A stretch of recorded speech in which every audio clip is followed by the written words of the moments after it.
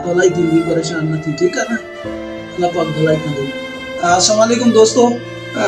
जीअं त ही नंढो साकिब अली नालो आहे नंढे जो, जेको आहे वाल साहब ऐं वालदा ॿई न आहिनि ऐं हिन दुनिया मां हिनखे छॾे विया आहिनि। वीचारो यतीम आहे, माउ पीउ कोन अथसि ऐं हिनखे तमामु घणी ज़रूरत आहे। लटा कपिड़ा पाण हालत ॾिसोसि था, तमामु पुराणा फाटल पातल आहिनि, पेरनि में चप्पल बि कोन अथसि ऐं हालत पाण ॾिसो था पिया।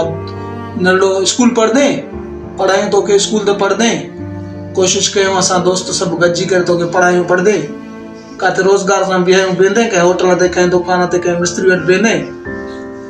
हाणे तुंहिंजो कोई बि न आहे, तूं अकेलो आहे, पीउ मां कोन थी। दोस्तो जेको आहे त ही रोए थो पियो, मुसलसल ॻाल्हाइण जहिड़ो न आहे, तव्हांखे ॿुधाए पंहिंजी स्टोरी।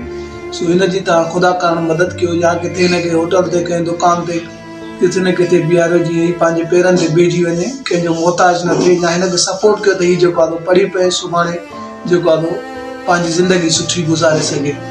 मां तव्हांजो पंहिंजो दोस्त सोशल कमु कंदा रहंदा आहियूं, असां बि कोशिशि कयूं था। हीउ वीडियो रखण जो मक़सदु इहो आहे, हिन माण्हू खे हिन वक़्तु ज़रूरत आहे ऐं अहिड़ा मिसकीन यतीम ॿार काफ़ी आहिनि सिंध में, पर हीउ बि यतीम आहे। हिनजी तव्हां मदद कंदव त अल्लाह पाक तव्हांजी मदद कंदो ऐं महिरबानी। Thank U.